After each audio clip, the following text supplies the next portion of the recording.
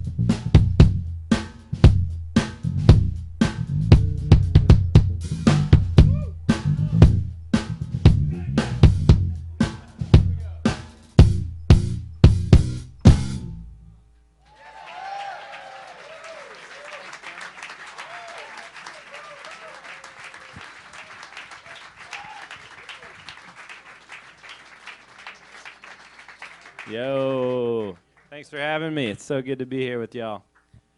Man, Joe. Thanks, Danny. Thanks, John, for grooving with me. John Keys. Yeah. And yeah, thanks y'all for coming. I'm excited to be here and talk bass, talk Wolf, talk whatever I gotta get else. one thing, man. Play Say some hello stuff. to them for a second. I'll get one. Yeah, this is cool. It's a bit of a return for me because I did go to the Basslines weekend here at Berklee many years ago when I was in high school, and was kind of starstruck by the whole place, the whole experience, and being surrounded by such great musicians, such great faculty. So yeah, very, very cool for me to be back. Yes, now we're talking. Now I see why. Now we're now talking. I see why you do it, bro. Yeah. Isn't that better? Isn't yeah, that better? it's totally better. I just want to be like this all the time. You can. Wow, cool. All right, so many things we want to run down with you, Joe. First, I'd like to thank Mr. Al Reese, who funded the Al Reese Visiting Artist Series here in the bass department at Berklee. So a big thanks to Al. Yeah. Joe, it's kind of cold outside. I mean, it's going to get colder, but we just took a walk from the other building. We got cold water here. How do you keep your fingers? Is that it? Warming up with a nice little ditty like that. Ideally, we played Wolfpack. I played some festivals this fall where it was freezing, and we had to. It was like very early on in the set that we played like It Gets Funkier and a few of these like 16th note, truly like, it's not a warm up type of tune, but that's where I've discovered is the best way to warm up. So I appreciate John coming and warming it up with me. Yeah, thank God there's that bridge where you could breathe. Yeah, exactly. That's Woody's Did job. you to develop technique? I know I've heard you talk about this before. You play a lot. You gig a lot. I try to play as much as I can with as many people as I can. We in Wolfpack's become more than just a band. It's become like a collective, like a community, really, and it's pretty it's pretty incredible. It's just happened so slowly and naturally that I didn't even really feel it happening in real time. But now, when I look at like the email thread, the Wolfpack email thread, and the list of recipients in the email thread is just insane. It's like a who's who. I mean, it's got Nate Smith on it. It's got Bootsy Collins on it somehow.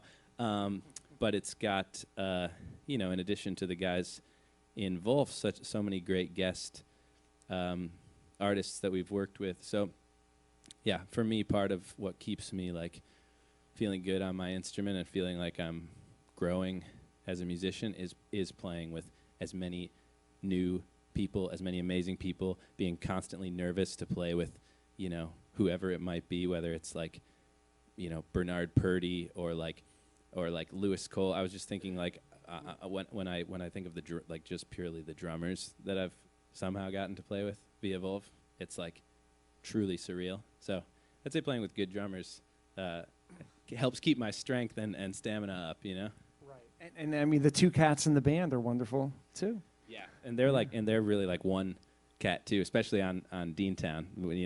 One set of drums, two drummers.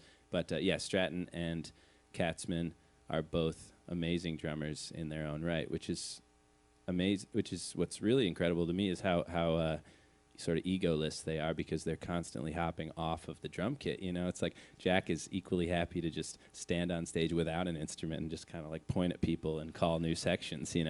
And Katzman's like an incredible singer-songwriter and could just do that, and maybe someday we'll just be doing that and be known for that. But the fact is, he's an incredible drummer. I don't even know if he considers himself a drummer anymore, or what he considers himself to be. But Stratton will be like, we're going to feature our drummer on this one, and then he's up at the front of the stage playing guitar and singing. It's like, yeah, there's our drummer doing his thing up there. Yeah.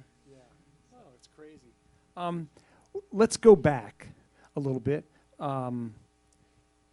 You played trombone, is that correct? When I was a kid, I joined the school band program, I guess in like 5th grade, and you had to choose an instrument, and my instrument there was trombone, which I ended up later resurrecting for like a little brass section at one Wolfpack gig when we realized that everyone had played a brass instrument at some point. Stratton was playing sousaphone, and I was playing trombone, and Woody plays some sax, so anyway, yeah, it was trombone in school, but it was always bass at home. Like it was really for all, even though it may not have been my first instrument, I was definitely forced to take some piano lessons when I was really young. But when I was about 8 is when I remember the bass being present and playing at home with my siblings, with my parents, and then eventually with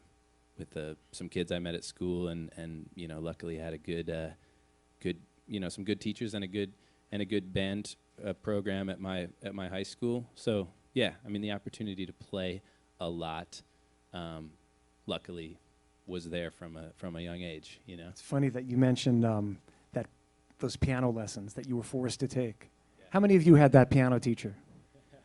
Right now, what's funny about these glasses? I can't see. That's why you do it. Yeah. Okay.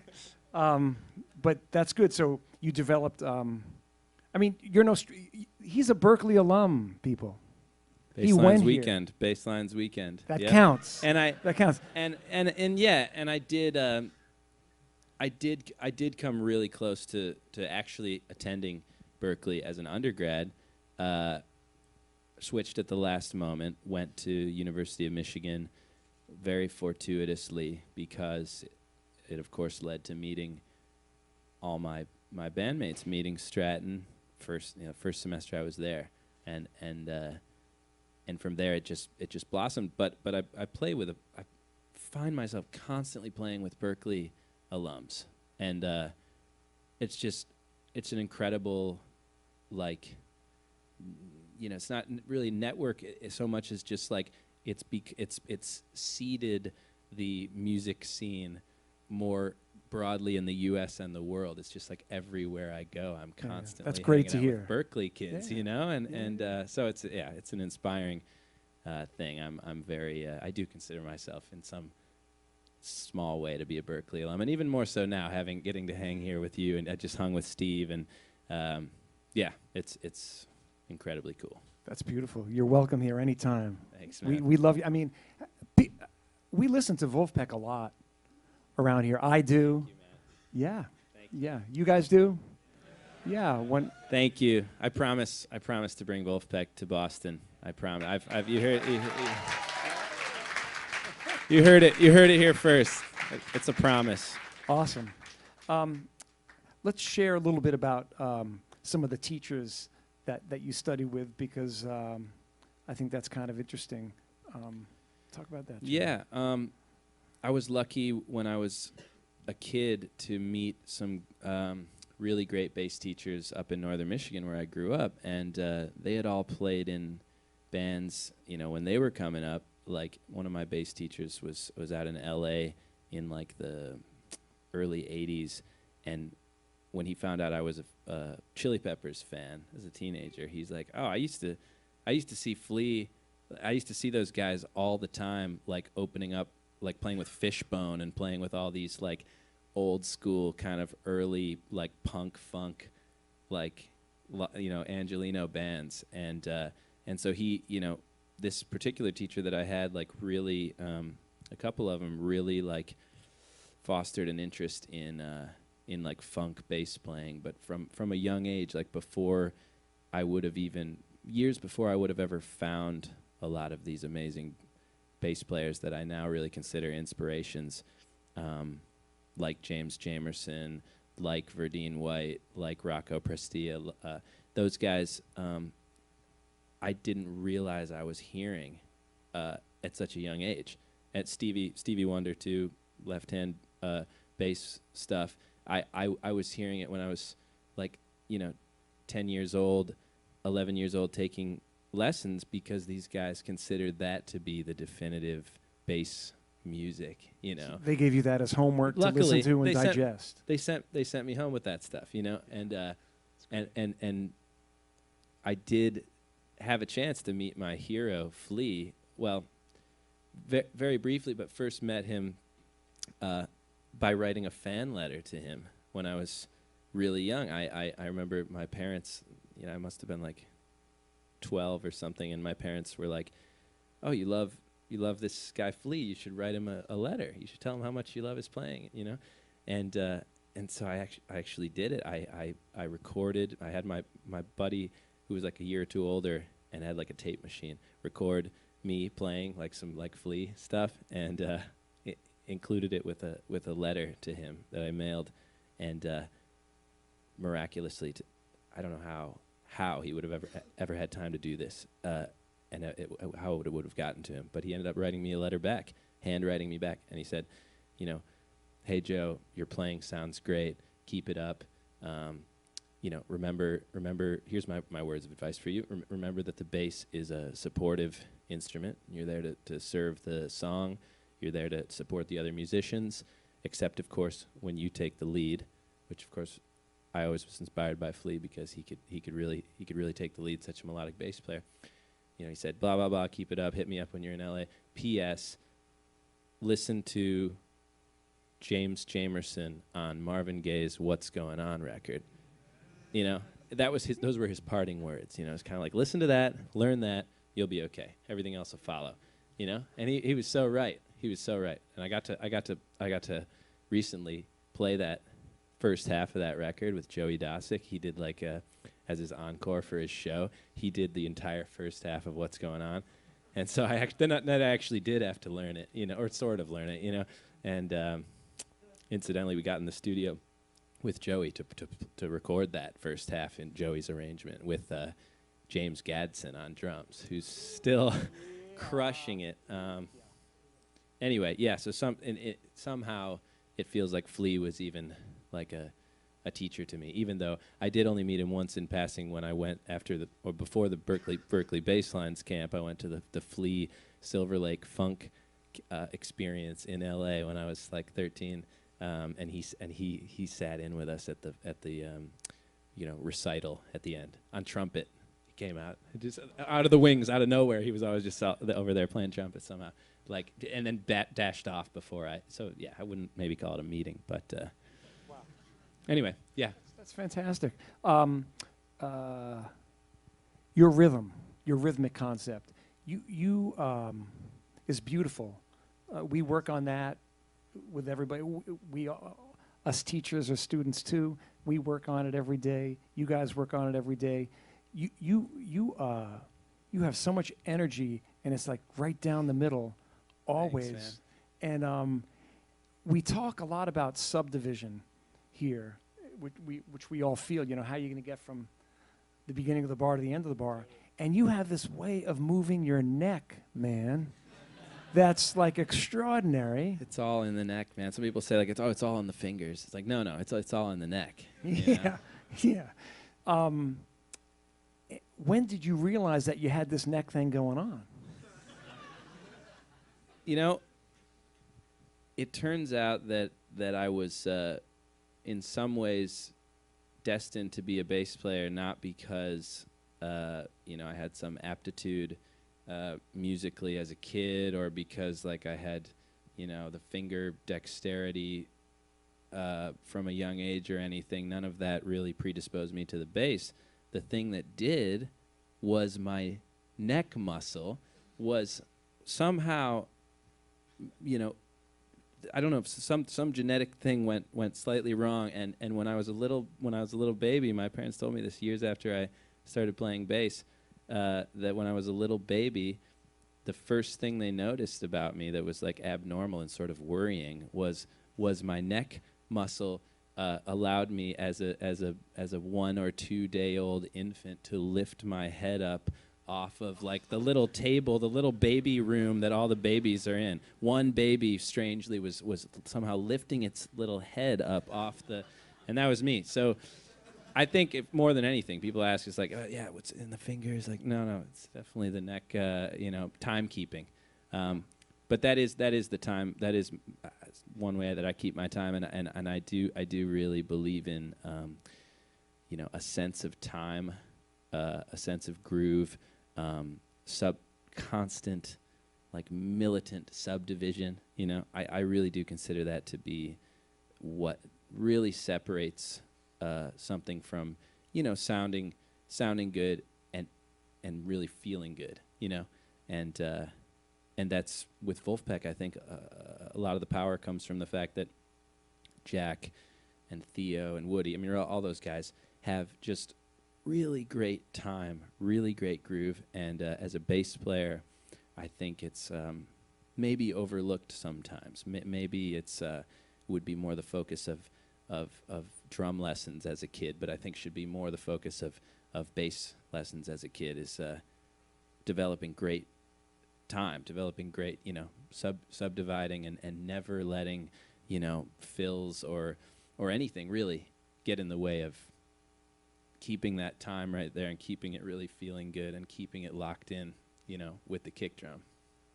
Yeah, well, you certainly display that in all your music, and you hit it off right here with J.K. Yeah, let's do let's do another little groove. Let's do one of those 16th classic kind of 16th note grooves that Wolf has. We can groove on like the it gets funkier kind of thing. Just a funk groove, but part of I think where that comes from for me is the Tower of Power Rocco Prestia influence, where he's got these great, dead notes, muted notes that really like keep it charging ahead, so we'll groove on that. Thanks,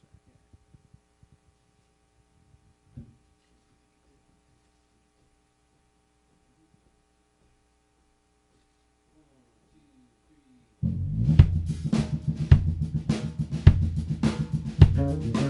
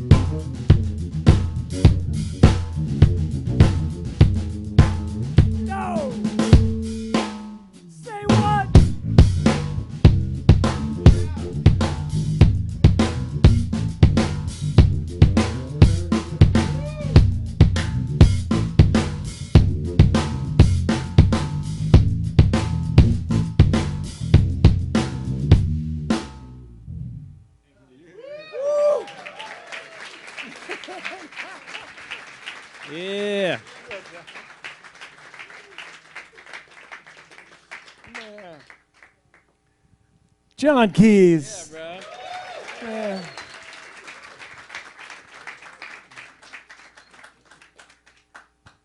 Got an email from some of the professors in the drum percussion department. Check out John Keys. So I brought him to 1Z, and I just went,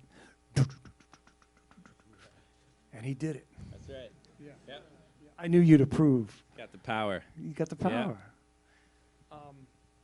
Have you met Rocco?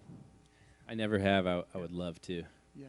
But huge influence for me. Like, yeah, it's finding your voice on an instrument is it's like something you can't force. You know, you can't. It's not something you can just like decide to do one day and just like, oh, if I just practice this and this. And this pattern and this figure every day, you know, I'll eventually, you know, I'll surely very soon I'll have my voice on the instrument. It's like it happens just very slowly, and it's something that hopefully if you are listening to enough different stuff and you find what really speaks to you, hopefully then it starts coming back into your playing, but not in a way that you're just constantly, you know, like quoting or copying. It's hopefully going to blend into something that eventually becomes your voice, and that was what. Luckily, I think over the years I've taken something from some of each of these bass players that really influenced me from a young age, like Rocco, like Verdine, like Pino, like Flea, and but you know, trying to figure out, okay, what do I have to say? What do I want to say? What really you know, speaks to me about each of those players, you know? It's like a philosophical concept, but it's a beautiful thing, and it seems like you were steered towards honing Joe Dart as opposed to regurgitating this or that. That's a beautiful thing to share with us, and I think we just heard it, did we not? You sound like Joe Dart, man. It's remarkable. Yeah, yeah. I know. I'd love to open it up to some of your. Do you have any questions? Why don't we, Thea and now the problem with these glasses, Joe, man. It's tough, right? Yeah. Dom and Thea, you got somebody?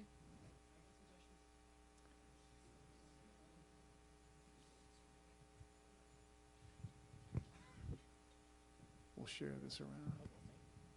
Hey, Joe Dart. How's it going? It's going great. How are you, man? Very good. Had a wonderful day.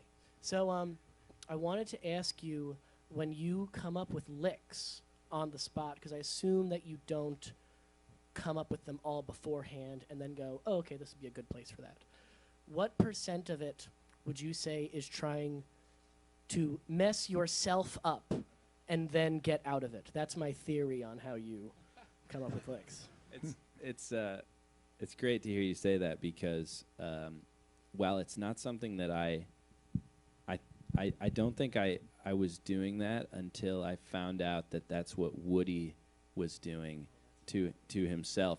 And he told me at one point, like I told him, like, yeah, you know, I just I try to get, you know, I've been trying to, like, you know, meditate before the gig, or like turn my phone off, you know, just trying to get really in the zone and you know, really right there with it and be at one. And Woody's like, oh, I try to do the opposite, man. He's like, oh, I'm always trying to mess myself up, just get myself out of the zone. I'm like, what the hell are you talking about, you know? But really, he you know, Woody's like a true natural born improviser, and the more you can throw him off, the better it's actually going to be. You know, he's the type of guy that just shows up and just reacts, you know. And so I think I ended up taking some of that from him, and I was like, oh man, there's something to that, you know. There's something to, like, letting yourself be in a reactive zone rather than a planning zone, you know. And if I think about it in the studio or live, and I think, like, okay, here comes this moment, I got this fill, you know, like, which I'll catch myself doing sometimes. I'll be playing and I'm like, okay, here it comes. I think I got an idea. Yeah, okay, that's gonna be sweet. I 100% of the time whiff. I miss it completely, and it ends up feeling like totally disjunctive, because it's planned and then you don't nail the actual thing you were hearing, So I really do. I appreciate that philosophically. Is just trying to get yourself in a real, true improvisational state rather than planning something, and hopefully over time the muscle memory gets you to a place where you can just react in real time. And it also helps that Stratton never tells any of us what the hell's going on or what's about to happen. You know. Thank you. That's a great question. Thanks, Joe. So it's a real organic process when you guys make a record. Truly, first, often the first take, first 1, 2, or 3 takes are where the magic is, where we're still learning the song, and no one has time to plan anything. No one's played it enough to plan anything. You're still learning it, and that's, I think, where the magic happens. So yeah, when I go back and listen to some Wolf tunes, it's like, well, there's plenty of mistakes, but there's also just clearly that magic of like, oh wow, that was the first time we did that. That was the first time we nailed that, or like you can hear the discovery in it, kind of. Yeah. Oh, that's great. Question over here. Hey, what's up? How's it going? Question about Wolfek's writing process. So, like, how does it work? How are the parts created? Does Jack give you like an outline and then you come up with the parts yourself, or like how does it work? Generally, we will go into the studio, which is often just a living room or a basement or a porch, and Jack will play with maybe a griddle. Exactly. Or, Yeah. pancake Maybe. griddle. Yeah. Exactly. And or like a pillow, or like a bedroom with some pillows to play. I'm remembering some of the weirder situations we've put ourselves in the studio, and each time it was kind of like Jack will play something through on keys, really, and then he'll sort of point us in the direction of what instrument he envisions us on for a track. And it's not always Jack. Like Woody's written a lot of like very definitive. He's like the secret weapon. Woody's written a lot of very definitive Wolf tunes, and of course Theo. But a lot of the time it's Jack coming in. He'll play something on piano, play through a little chord structure, and then he'll be like, Theo, I'm hearing you on drums for this or on guitar for this, and then he'll come over and show me like sometimes like a little bass figure that acts as sort of a hook, like a bass hook, like in like Conscious Club or something. Like that's like a Stratton kind of hook that he might have sent me years ago even. And he'll never send out any demos. No one sends out any demos for the sake of keeping it really fresh. But yeah, we get in the room and we just learn it on the fly and kind of hit record basically immediately. And sometimes get the magic even as we're learning it before we've even realized we're doing takes. And yeah, that's and then everyone's figuring out parts as we go. And sometimes it's really like, okay, we should write like a little bridge section. Like I remember Woody when we just recorded Soft Parade for the last album, and we were all sitting in the circle and grooving on it. It was a great groove. It felt great. But Woody's like, it needs something else. It needs a change. It needs like a little bridge. And then there was just like a little moment of silence. And then Woody all of a sudden just played, broo, broo, and just played these like 4 chords, and I'm like, oh, what should I do on that? And I'm like, maybe I'll just lay out for it. He's like, okay, cool, and literally like 30 seconds later, it was like, okay, cool, hit record. And so that's literally the bridge of that tune now. And it was just Woody just like, wait a minute, boom, just pulling it out of the air. So like a lot of it really is writing on the fly, and then you have to learn it at some point in order to play it live. So I've been learning slowly this latest record, learning it for whenever we might go back on tour and hit this new stuff. So, Joe, where did you learn much about harmony? Did you have a particular teacher take from the one note at a time and stack them up, and all of a sudden these are what chords are? Can you go back to where you? I apart from just really great ear training, which came from my teachers sending me home to learn stuff on my own and come back and kind of see if I had gotten it or not. I remember even as a young kid, like, I don't know how old I was, maybe like 7 or 8, my grandfather, who was a musician, a great classical violinist named Israel Baker, who played in the studios in L.A. and ended up being kind of like a top call session musician, which I only really realized years later when I started to like delve into his all music and look at some of the records he played on. I was like, holy shit, man! It's a lot of amazing soundtracks that John Williams scores and the Bernard Herrmann Hitchcock films.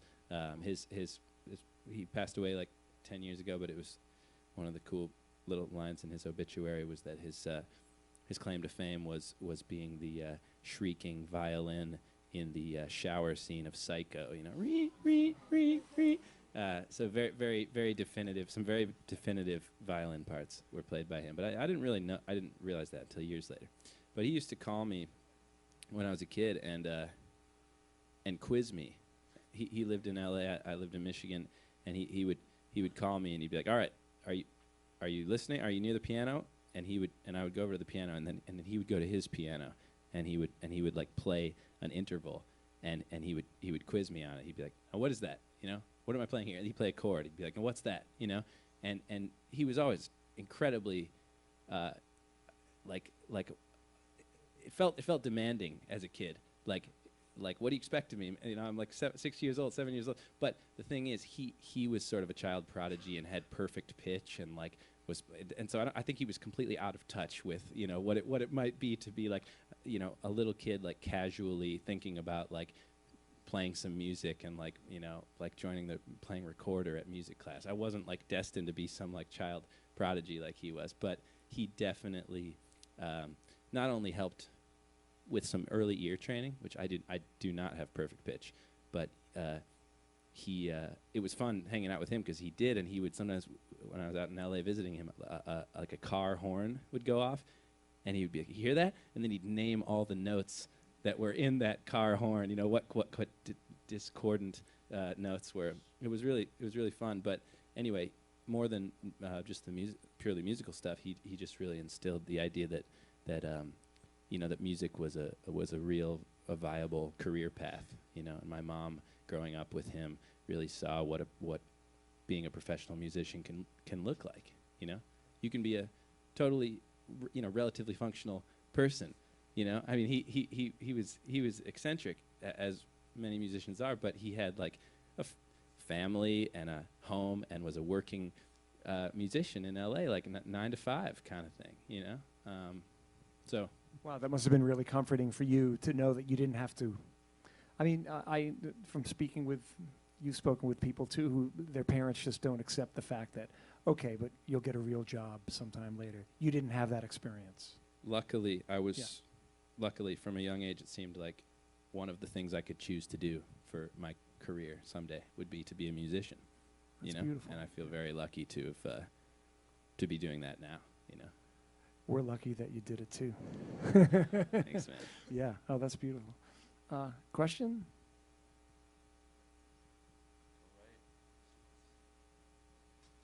Hi. You. Hi. When I started watching your videos online, in a lot of the videos you were using the J bass, but now I see that there have been a few different basses. I was wondering, how do you pick your basses? What do you really go for? Is it like a weight thing, the neck thing, or is it like, oh, this is the bass I've been looking for my whole life kind of thing? This is it. This is the one. No, but thank you.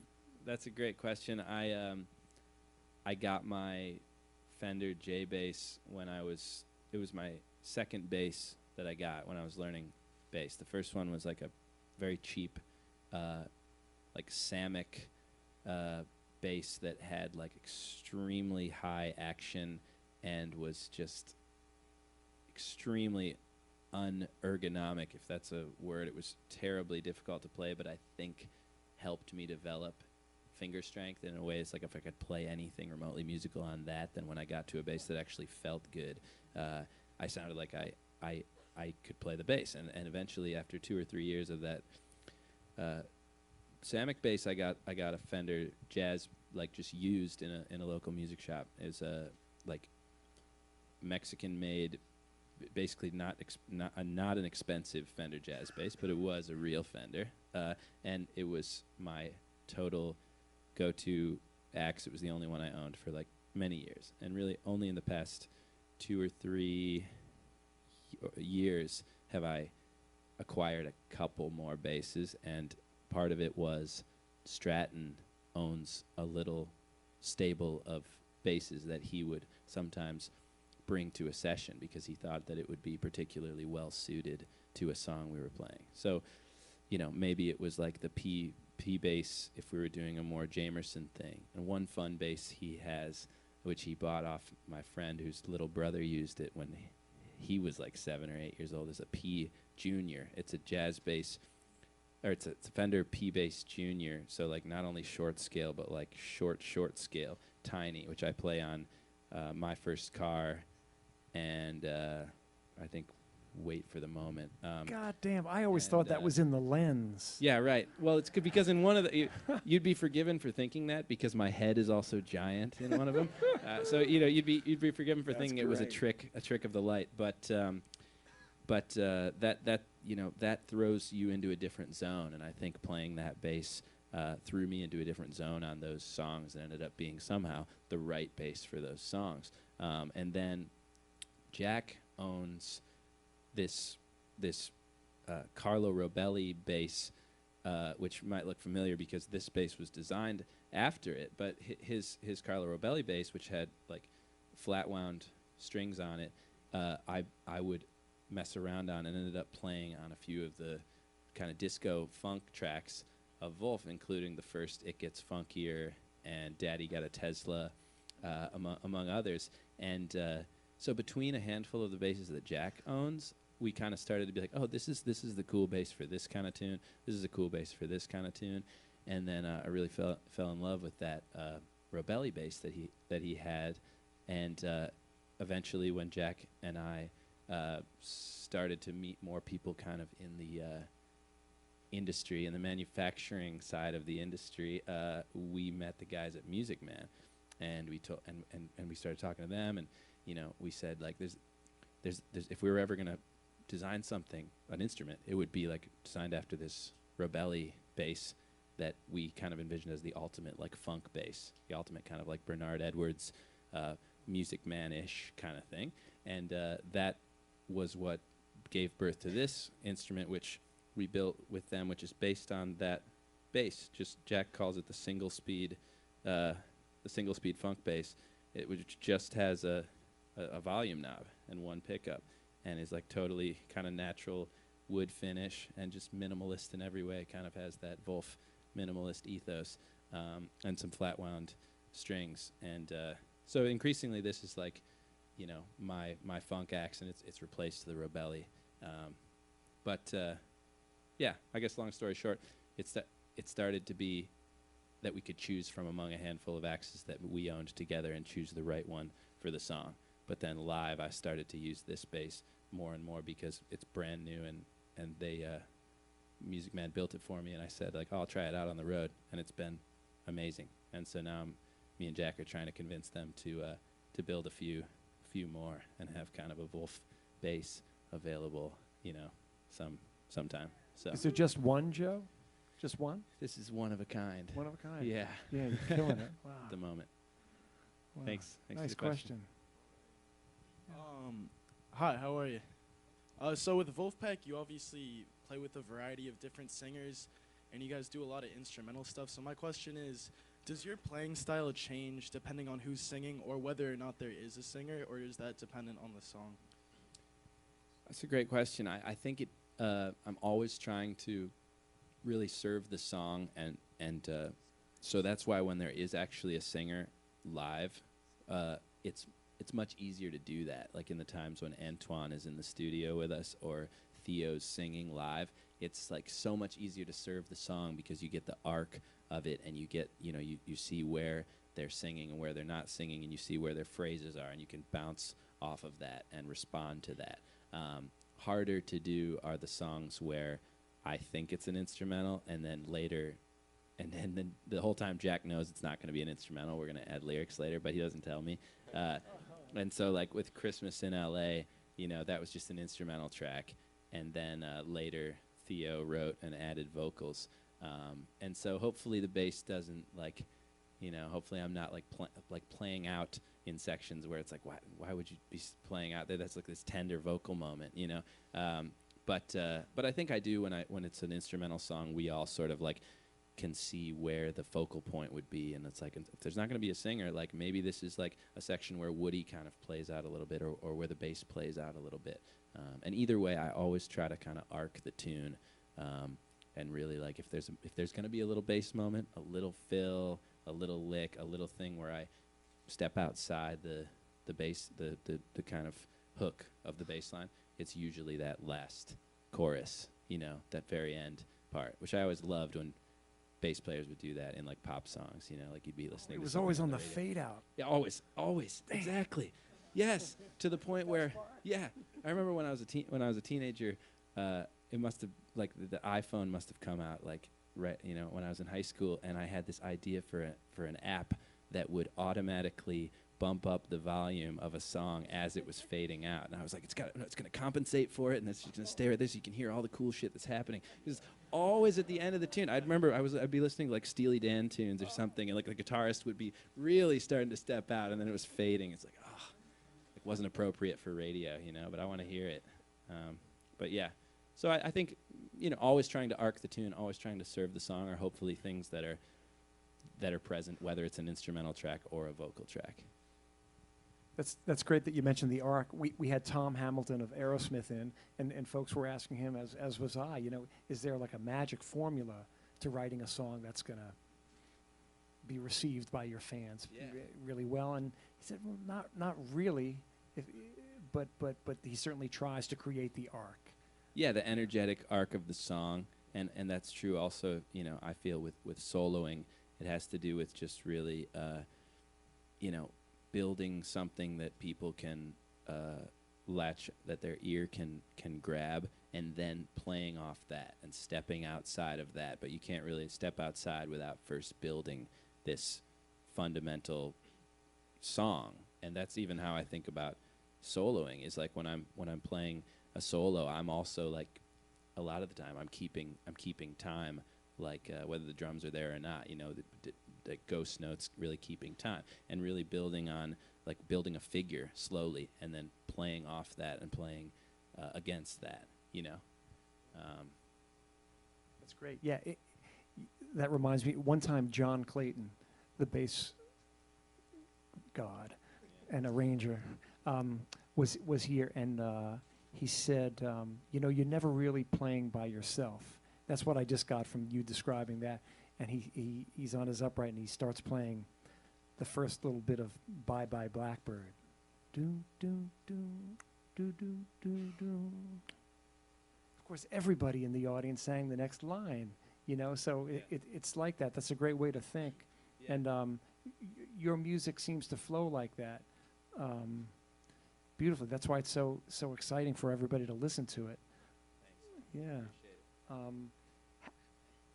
I could keep asking, just one or two more from you guys. And when you're creating a bass line or like a bass part, do you think about note length, or is it something that just comes naturally? Note length? Yeah. Yeah, absolutely. I think one thing that really makes the part of the power of a lot of the Wolf recordings and live is that everyone in the band is very, very sensitive to note duration. Like Katzman in particular is he'll like fall over physically when Woody cuts off a note at the perfect moment. You know, that's like what really gets him. You know, it's like, oh, you know, there's a real power to you know, every nuance of the way you play a note down to when you cut it off, that I think really those are like the intangible things, you know, and especially when everyone in the band is really on that level, that's where I think the real power comes from. So yeah, when I play with guys like Woody or drummers like Jack and Theo, it's kind of like the nuances and these really subtle things are like we're locking in on them, and it's sort of unspoken at this point, which is what feels really good, is to play with people that you don't even have to talk about things like that and subtleties like note duration. Somebody will be a little bit off, and they'll be like, oh, that's how we're doing it, okay, and then it's just like that, you know. So yeah, I definitely do think about it. Also, with all the bass players that you've already mentioned, like Bernard Edwards, Verdine White, Yeah. it really speaks to me the variation of note length within their hits. Absolutely. Yeah, so Earth, Wind, and Fire for sure. Yeah. That's in your vocabulary. Yeah. Yeah. If there's any other thing, like a little bit of a tune or anything, Wolf tune that anyone would want to hear too, we can hop. This guy's always into playing. I love that. Yeah. Can I ask one thing though before we get John back up here? Because I know folks wanted me to ask you about it in terms of business and the successes that you guys have had on the internet and Sleepify. Can you just talk about Sleepify for a minute? I remember very clearly when Stratton called me up and told me about the idea of Sleepify, and I was terrified.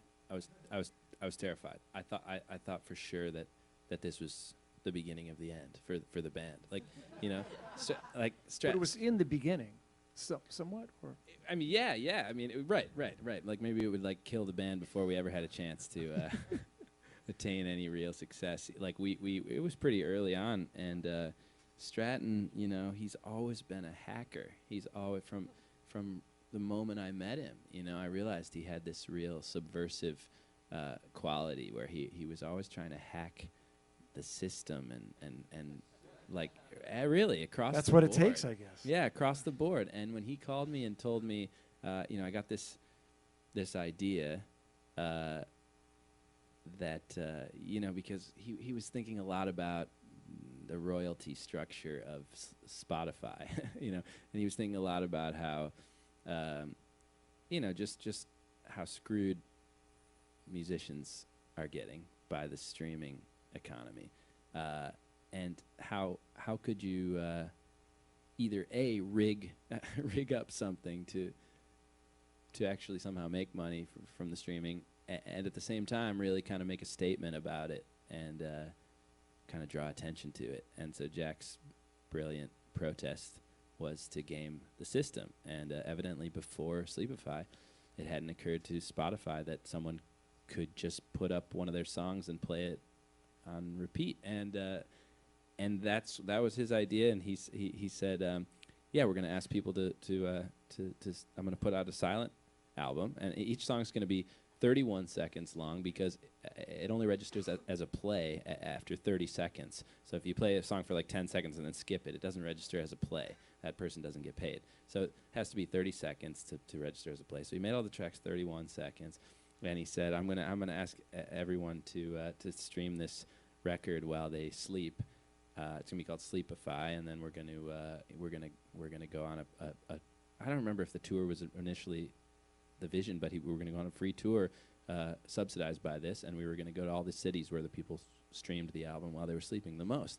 But where I thought it would really go wrong is I was sure there would be a lawsuit brought against us by Spotify. You know, I was sure we were in violation of some term of theirs, and that we would get banned from Spotify forever.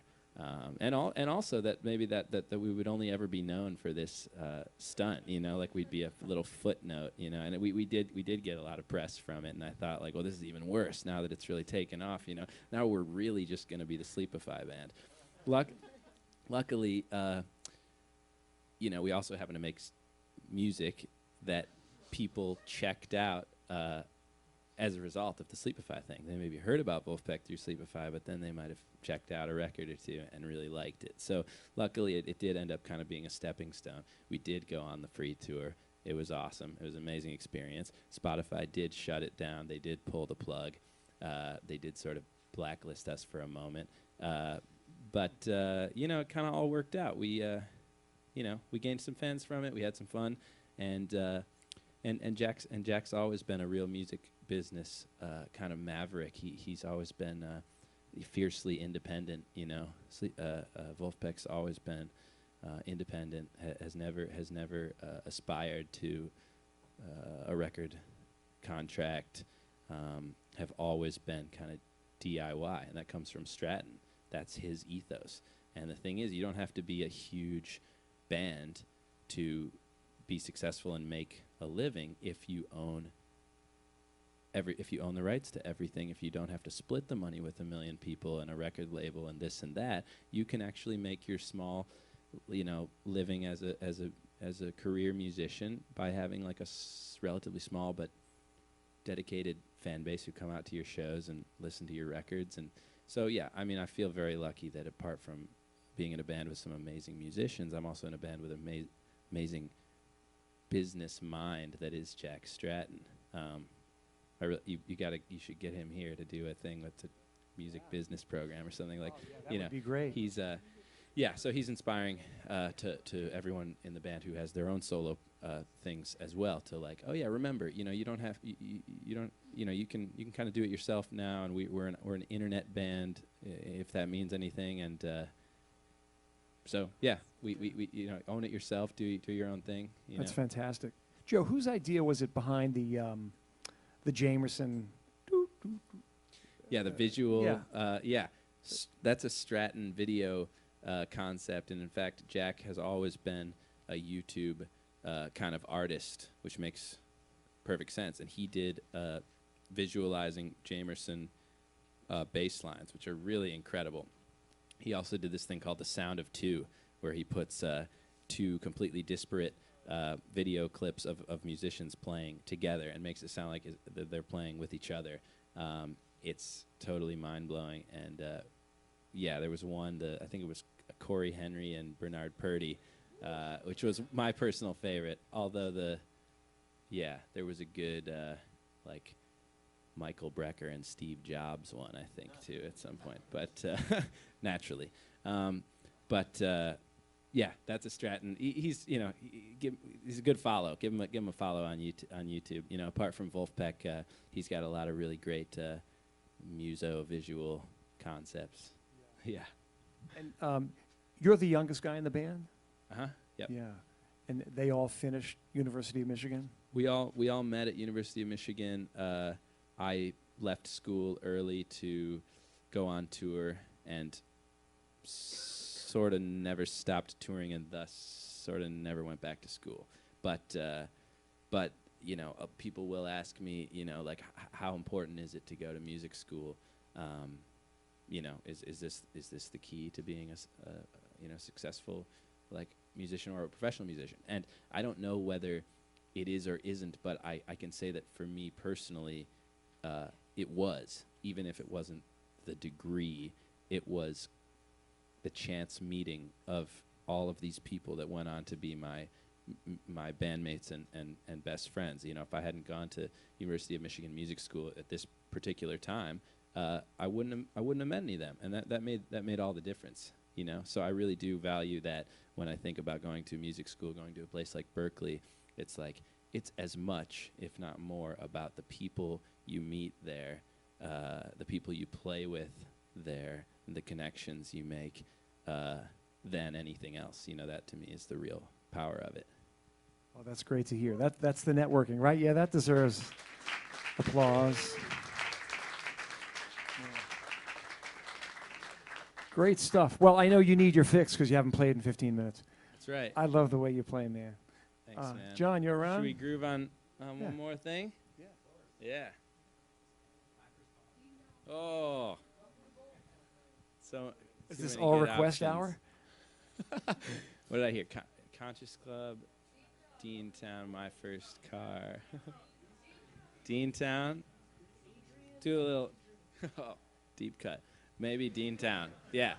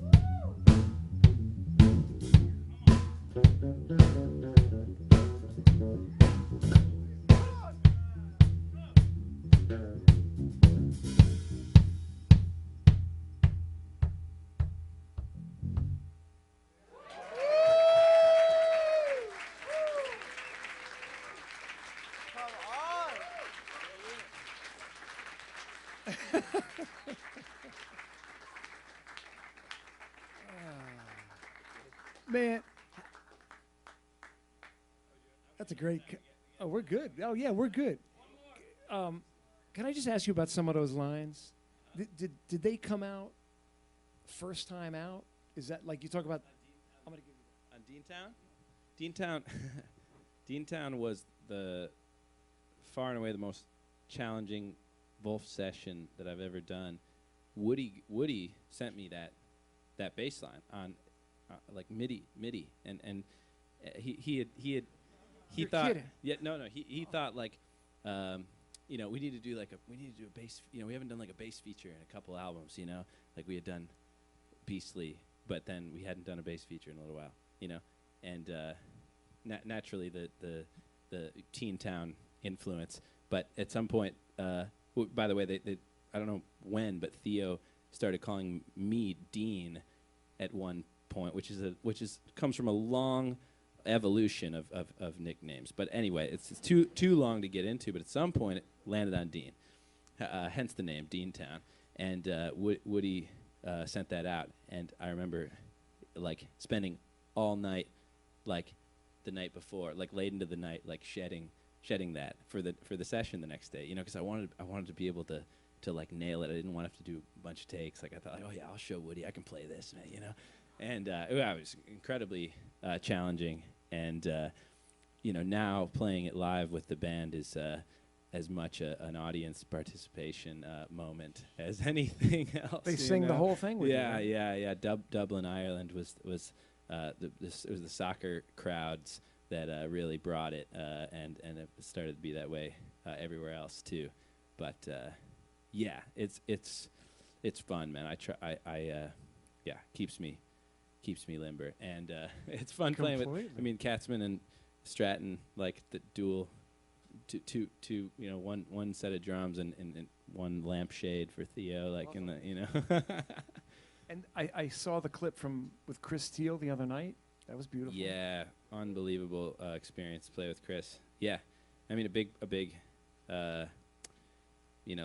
looking at the last few years of Wolfpack kind of becoming like a little bit more of a real band that goes on tour and plays shows, because we started really as a studio band, getting to play with these musicians that I've looked up to and listened to and admired for so long, and then finding out that they then dig what we do is the highest honor and one of the craziest experiences imaginable. Like Chris Thiele, I mean, nobody plays like him. He's such an incredible musical mind, and it was sort of like full circle that Stratton used to like introduce everyone on stage during the Wolf shows, like basketball style, and from Harbor Springs, Michigan, but then he'd be like, we're going to feature our bass player on this one. He's the Chris Thiele of funk bass, Like, he was saying that, like, years ago, like 6-7 years ago. And, like, now, we played with the Chris Thiele of mandolin, Chris Thiele. And it was incredible. And I got, just this past weekend playing with that band now that Thiele has, Mike Elizondo, like MDing, and Matt Chamberlain was on drums, and all these, some of the Punch Brothers guys, and then like the LA heavyweights, and the rock scene. True heavyweights. It was amazing, and of course Chris Thiele, like he just lights you up. Like he's just an amazing person in addition to his playing, And after the show, I was talking to Matt Chamberlain. I was like trying to keep my cool, I was just, cool musician dudes hanging out, chill, pretty chill. But we were all freaking out because these guys are our heroes, And Chamberlain, Matt Chamberlain said to me like, "Hey man, I didn't want to tell you, before your big bass feature, but John Patitucci was in the audience tonight, and I'm like, you're kidding me. And he's like, actually, he's right there. I turned around and John Patitucci, how are you? So I met And they John, all know who, John of course, Patitucci because he's here. you got an incredible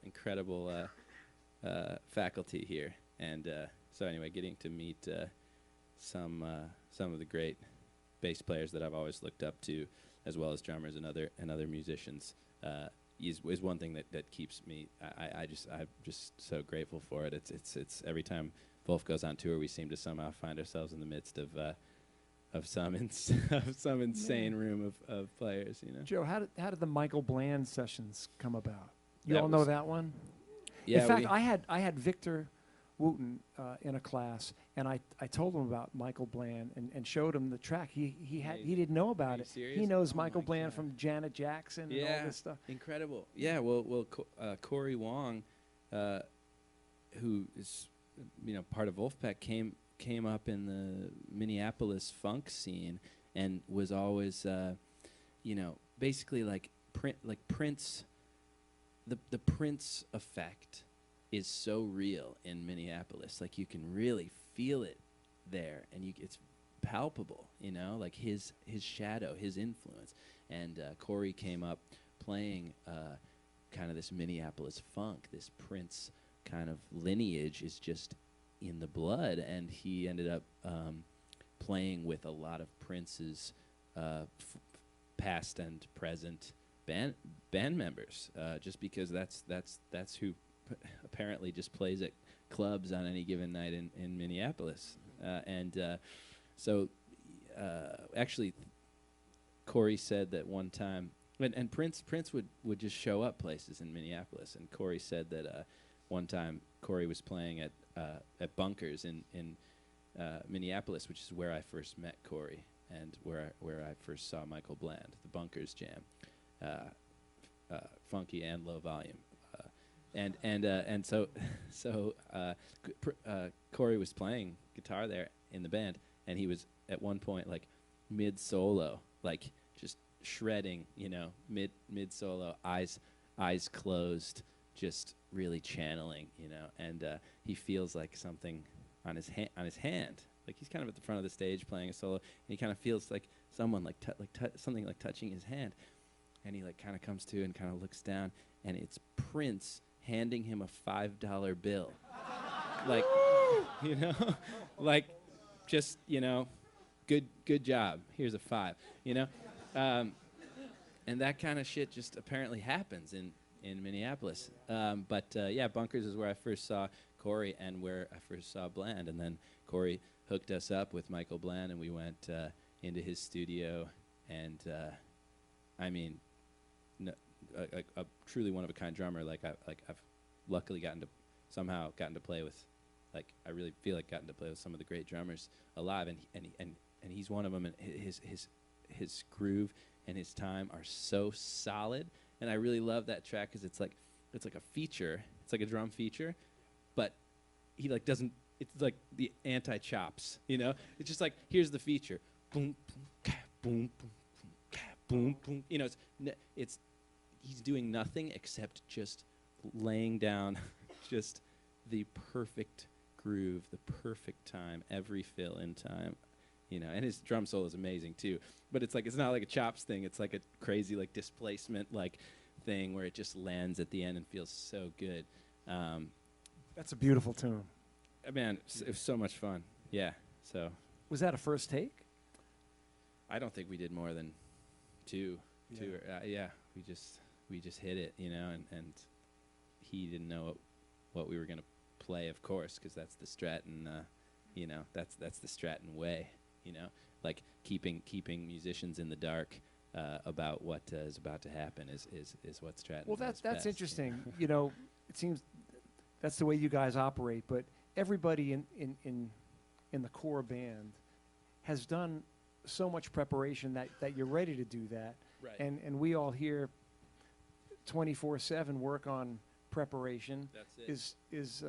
That's it. You hear he said it. I mean, really, yeah, I do feel that part of what the reason that it can be fun and the reason that it is magical to have these experiences where no one knows what's going to happen is because everyone has been preparing basically for that moment. Since you had that piano forever. teacher. Exactly, Yeah. that's right. Yeah. You know, I mean, a guy like Woody that I was talking about throwing himself purposefully throwing himself off is because he's practiced so, he's devoted countless hours and years of his life to sort of being at one with this instrument in a way that like I kind of never seen before. Like that's really, I feel, the level that Woody's on. I mean, he just spent countless hours as a kid in middle school and high school and college, just locking himself in practice rooms, and now he's to the point where it's just like, you just throw him, just sit Woody somewhere at a keyboard, and it'll be magical, and it feels that way getting together with all of these musicians. Is just like, okay, everyone clearly has put in the work. And I feel very lucky when sometimes I just like catch myself thinking like in the studio or on stage, I'm like, can't believe I get to play with these people. Wow, that's this beautiful. is unreal. Just like the amount of work and like heart and soul that all of these people have put in, to music and to their instruments for their whole lives basically. Like what a privilege. Do you all live in different parts of the country now? We do. We very briefly lived in the same place when we formed in Ann Arbor, but pretty shortly thereafter, because everyone was graduating, we all kind of moved away. And luckily, it's never gotten in the way of the band. In fact, I think it's been helpful. I think it's been helpful to have this distance and this real freedom outside of the band, and it really makes it special when we do get together. I mean, Jack and Theo are out in L.A., Woody's in Chicago, Corey's in Minneapolis. I'm pretty much on the road, but I'm sort of in New York. Antoine's in Michigan, and we just kind of get together. And when we do get together, it's really special. It feels like a reunion. It feels like a reunion every time. It's like, can't believe we get to do this. Like, wow, we're getting the band back together. This is amazing. Right. Right. Like the Blues Brothers. It's great. Yeah, exactly. It's really a treat every time. And so yeah, maybe, yeah, it seems it's working. How long was that European tour? Well, we've done a couple of like 2-week tours, and I just did a 3-week one with Joey. The first time we took the band overseas, it was like a real. It was like scary. We didn't know if we might have gotten in over our heads. Like, can we really go play in like London? Can we go play in France? Like, and it turns out, like, again, power of the internet. I think Wolf. We've somehow got a little bit of a world small club of people the world over who are who dig Wolf. So It's sold out everywhere. it's right? wild experience. Yeah, totally amazing. And each city's different. I trust Boston will be a pretty damn good one when we finally get here. Yeah. Yeah. You know how I know you sold out everywhere is you have someone very close to you who is just That's right. your big campaigner Who and was at thank God. every single show, and that's my mom. My mom was. That's why Joe's here. Literally. Actually, I Well, wouldn't. literally, It wouldn't be. but- That is literally why I'm here. But it wouldn't be I wouldn't be surprised if you had said, like, there was one person who was at every show, and then all of a sudden I like saw like someone waving in the back, and it was my mom who had surprised me and shown up. Wouldn't surprise me, but she when I was really young was dead set on getting me out to see as much live music as I possibly could, and sneaking me into to shows that were 21 plus when I was 12 or 13, and then eventually driving me all over so I could play gigs before I could drive myself, and now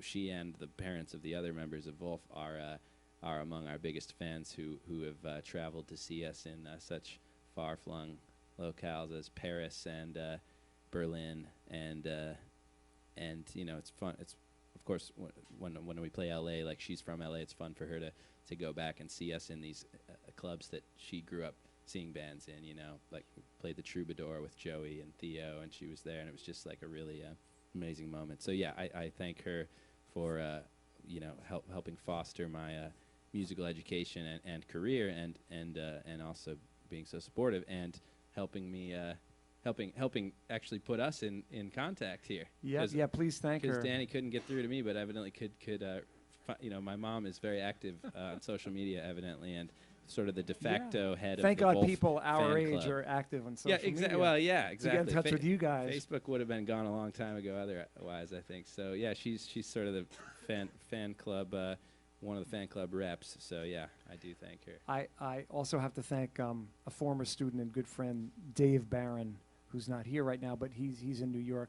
But he saw, I must have transcribed one of your lines in one of our classes, and I put it up on our Berklee Bass Department Facebook page, and someone said, "Why don't you get Joe Dart to come to school?" And I wrote, "I've been messaging him on IG, but he doesn't seem to respond." And then he said, "Why don't you try his mom?" So I did, and the rest is history, brother. Now we're putting it out there. Now everyone can get in touch with me. Just to reach out to my mom. Yeah, if you can through find his her. mom, you're Yeah, good. that's right. Well, yeah, thanks for you know, persisting, because it is really it's truly an honor to be here at Berklee. I mean, I really fantasized about going to Berklee when I was a kid for many years, and even though it didn't end up happening, you know, for undergrad for me, I do really, really admire this school and everything that it is and stands for and does. You know, it's really amazing. So Oh, thanks, thank you Joe. guys. Man, thank you very much for that. Yeah. How about one more tune with John? You want to come up Yeah. with something? And That'd be great. John Keys, big hand for him. Yeah, bro. You're wonderful. Should we do one of the other tunes that people were calling out? Conscious Club. Somebody say "Welcome to Wolf." Jeez, forget. No way do I know. No way do I still know how to play that one. Oh yeah, deep. Maybe between Conscious Club and My First Car, one of those two. Let's do it. Yep, four on the floor thing. Let's do Conscious Club.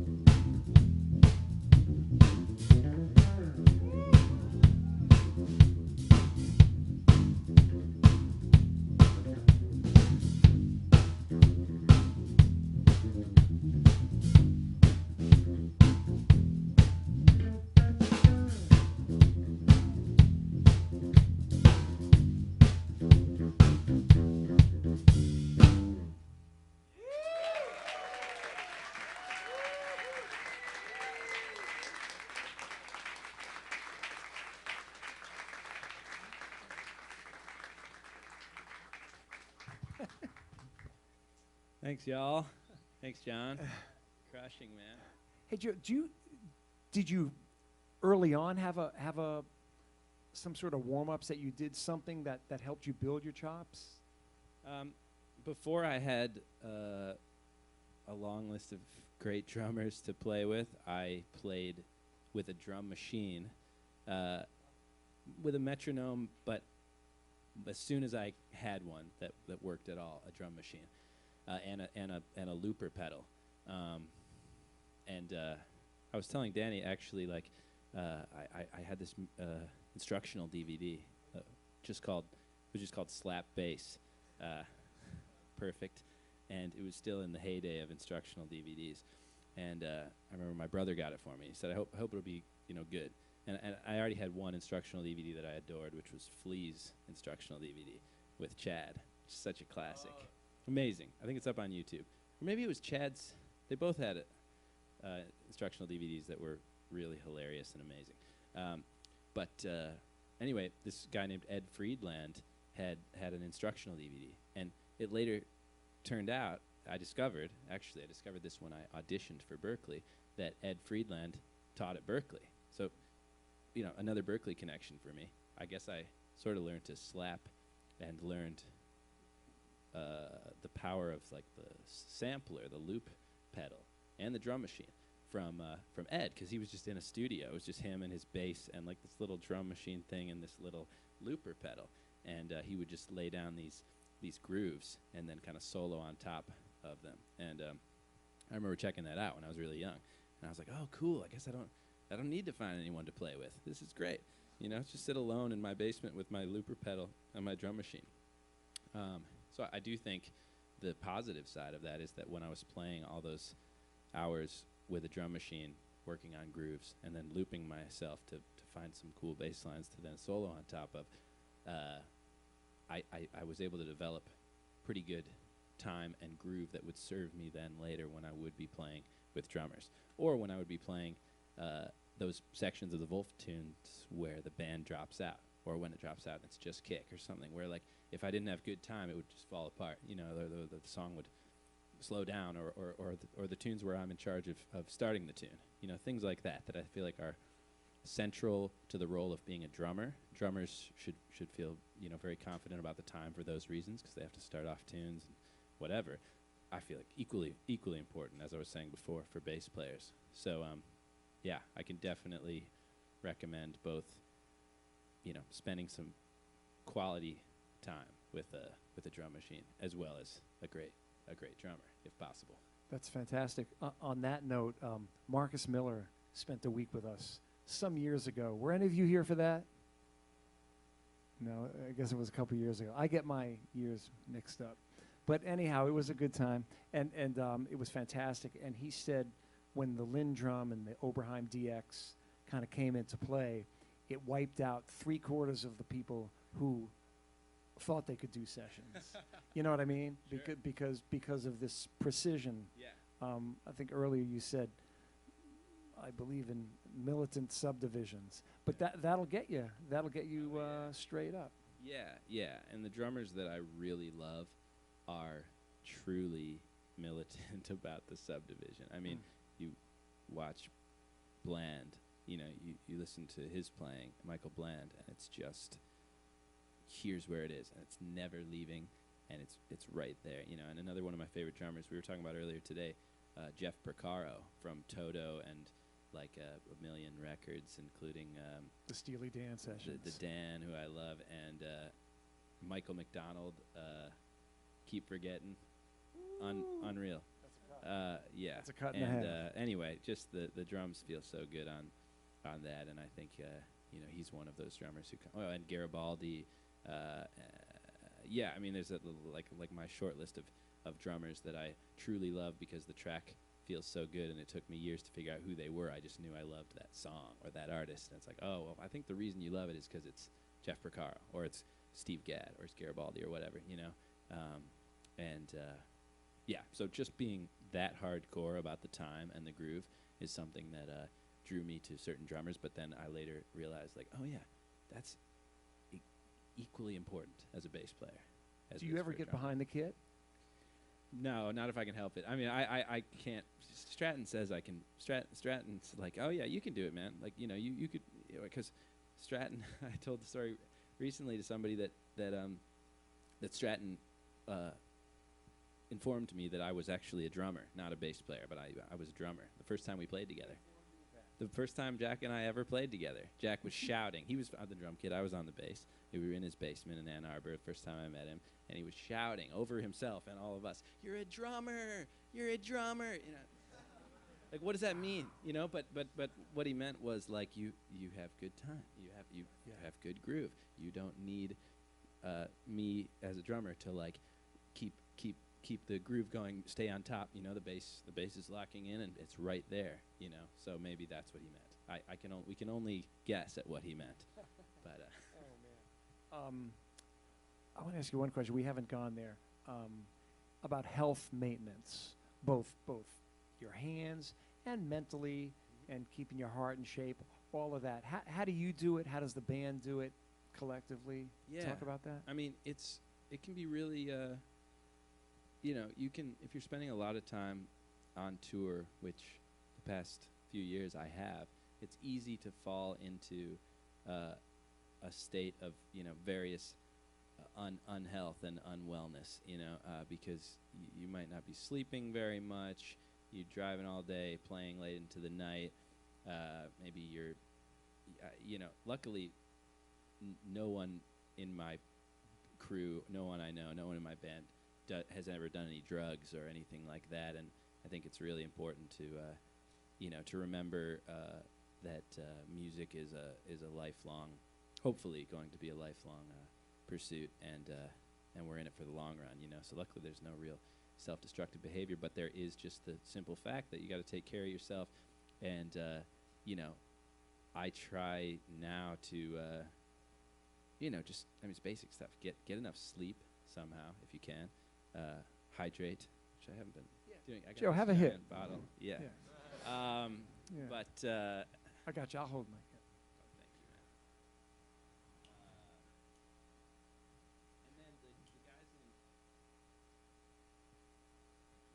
And then the guys in Wolf have started taking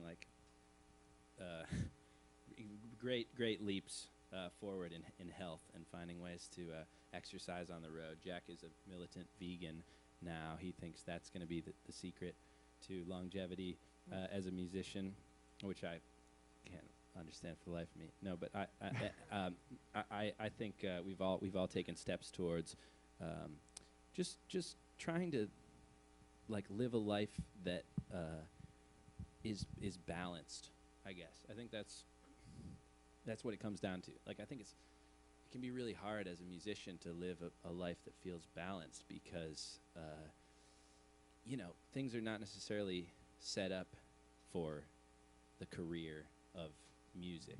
It's sort of you got to figure it out as you go. There's not a real rule book. There's not a ton of people. Maybe it's different when you go to a great music school. Hopefully you can be around people who can be mentors in how to live a balanced life as a musician and not burn out and get weirded out by what a strange path it can be, because it is a strange path, and it can be fraught with peril, and you can get weird about whether it's fame or lack thereof, whether it's are you what are you supposed to do? What does being a successful musician look like? You can get really weird about it, and then you can get yourself into a thing where you're just gigging constantly and not giving yourself enough time to recover and live a healthy life, or wearing earplugs. That was a thing that dawned on me at some point. Oh yeah, okay, yeah, I could think about wearing earplugs, which I luckily do now when I'm gigging. But just stuff that will allow you to do this thing for your whole life. Because it's so much fun. Because it's so much fun. I told you earlier. My grandfather, the violinist. He retired when he was 87, I think, 87 or 88. By which I mean he was still playing sessions when he was 86, 87, 88. It's a real lifelong thing, and it's something that I do. It's what I always wanted to do, and it's what I always want to do. I can't imagine myself doing anything else, and I'm sure it'll take many twists and turns and be different versions of what I'm doing right now. But when it comes to remaining healthy and staying balanced, it's to me sort of in service of getting to keep on doing this thing. That's fantastic advice. But I know from our first emails and texts and our phone calls, we address each other. Joe! Exclamation point. And you write me back, Danny! 3 exclamation point.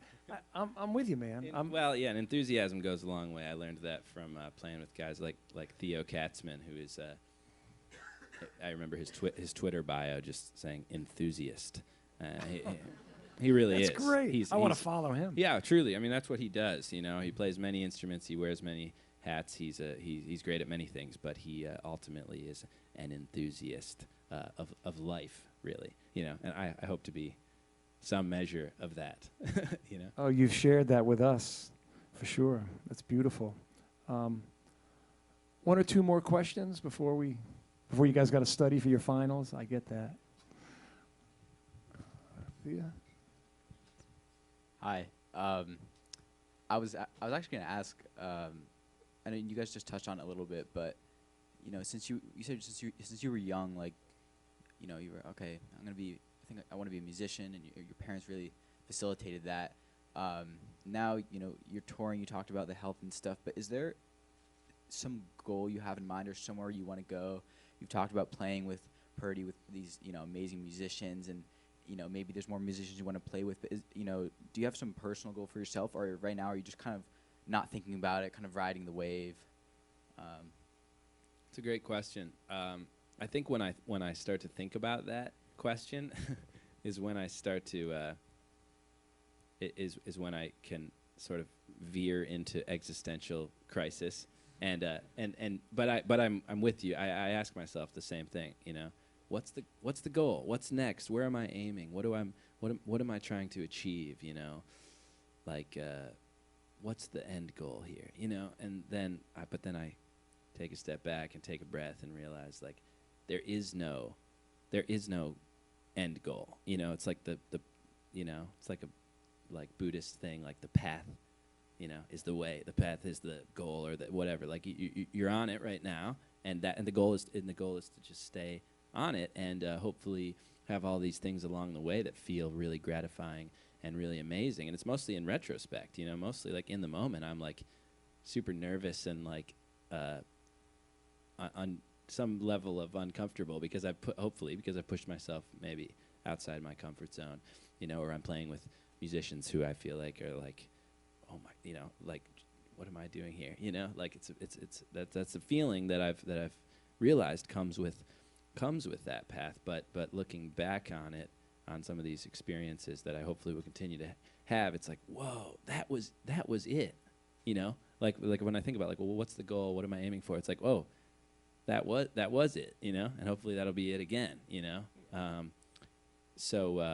just personally, I think I just want to stay present and enjoy those moments, which I now realizing happen all the time, keeping on playing with great musicians is really inspiring to me. Playing great music, playing on great records, and just being open musically. I think that's the goal. If there is one. That's nice. I'm glad you asked that. I think sometimes of that Donny Hathaway had the response to that when he named that one song with the great Willie Weeks bass solo, "Everything is Everything." Amen.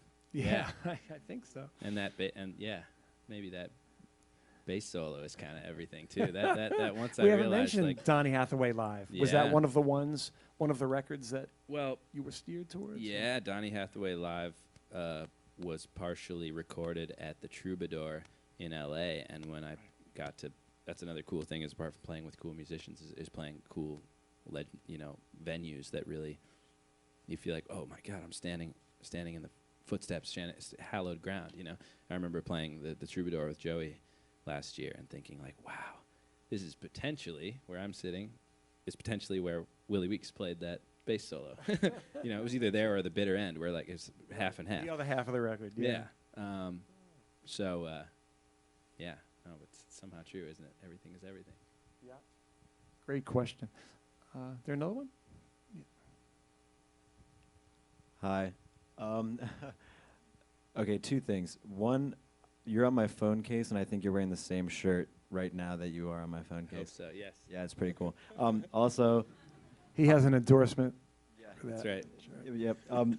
And then secondly, I'm a guitarist. I was just wondering, like, you've played with some awesome guitarists. What it is that you like look for in a guitarist? I guess, like, ish. Yeah, that's a great question.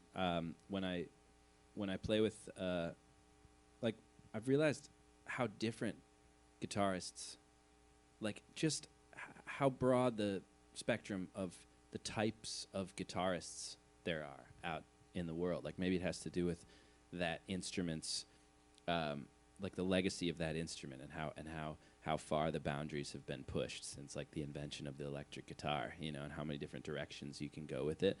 And what one guitarist does really well is not what another guitarist does really well. Like, there's the, like, David T. Walker, like, style of playing that I think he, like, invented or steered one, you know, sort of stream of the guitarist, like, river down. But then there's, like, the Prince thing that Corey is sort of on.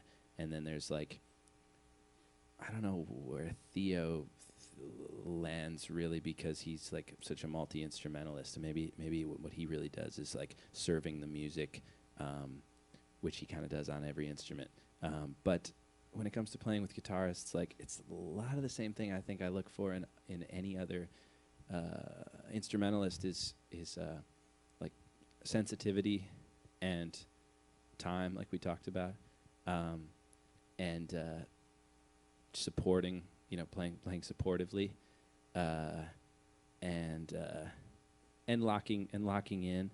I'm trying to think of, like, specifically. There's really nothing I look for, because what I really love about guitarists is the breadth of voices that like, on that instrument. Like, it's just amazing to me. Like, when you hear one guitarist, you know, if you hear SRV or Hendrix or, you know, Prince or John Mayer or something, like, they all sound like themselves, and no one really sounds like, I mean, maybe Mayer kind of, maybe his thing is sounding like other, maybe because he's such a scholar of it, and I love Mayer, but he's such a scholar, he can be like, or I could do, like, a BB thing, you know, or like, or I could do, like, a this thing, you know. He's really great at that.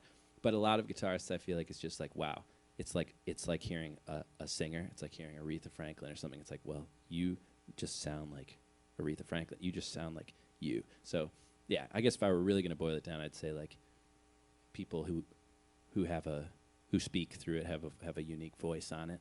Sort of, I don't know. That's like really unspecific, but that's yeah. That's fantastic. Great question. And Joe, that you were referring to that earlier about honing your artistry, but not necessarily from those early lessons that you have from your teachers. The teacher saying, Joe, I want you to become Verdine White forever. Right. No, you took an inspiration, and it's kind of stored on your hard drive, Yeah, so to speak. Yeah, you find your own voice through learning what other voices sound like, and how and where they're coming from, and then you check out maybe the influences that they were checking out, you know, which that's where Jamerson comes into things for me, is because I didn't actually realize that the people I was looking up to were looking up to Jamerson. You know, I mean, I didn't hear Flea and think, like, oh, he's doing a Jamerson thing, you know. Like, I also didn't know who Jamerson was until Flea hipped me to him, you know. So, like, checking out other people who have a voice, and then checking out who they were checking out, you know. And even checking, and even non-bassists, you know, I think I do really look to, you know, guitarists, solo phrasing, or saxophone, or, like I said, Stevie Wonder's, like, you know, playing, like, you know, I think you can find inspiration for how to speak on an instrument, even through many other instruments, you know. Yeah. You know, we had Jamerson Jr. pass through when he was playing with the that band that toured around the Standing in the Shadows of Motown band. After Bob Babbitt passed away, James Jr. came by, and Steve Bailey, he had something going on that day. He said, "Do you mind hanging out with James Jr. and maybe like filming just what you talk about?" I'm like, "No, I don't mind at all." And I got to hang out with him, and we're playing a little bit. And I went to the show the previous night, and I said, "Man, James, you sound so much like your father." And he said, "I hope so. I mean, I listen to him a lot. Yeah.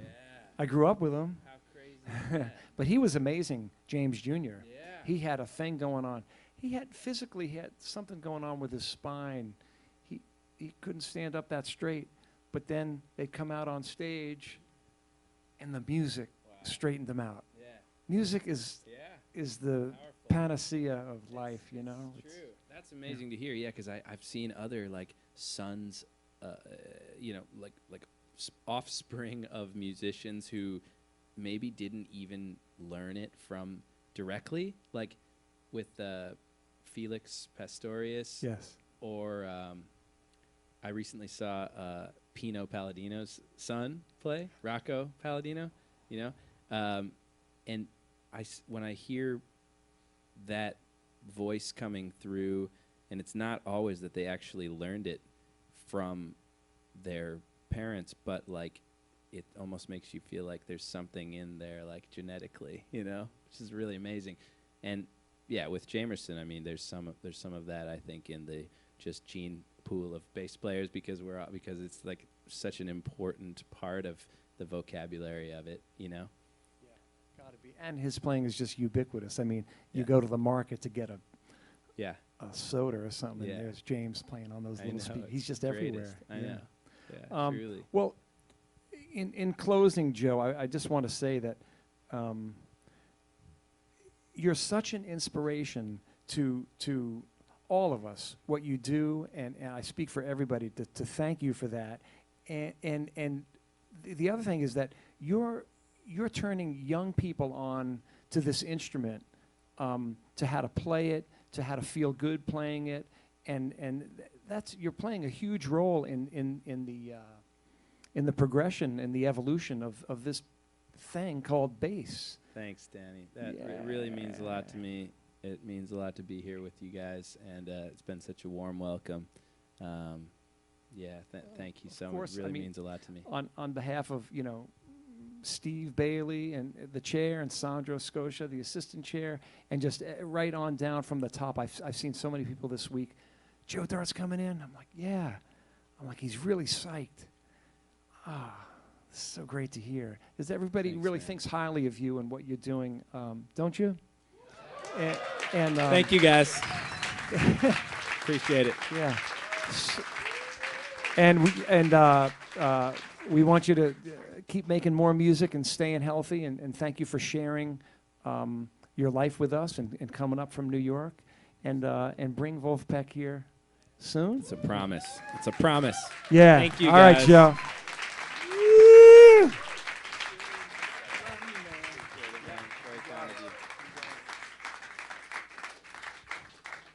Thanks, everybody, for coming out.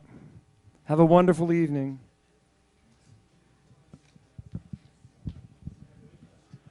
Joe, this rig is cooking, huh?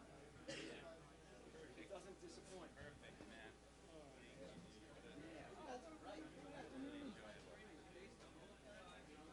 The lights, that's why we had the shades.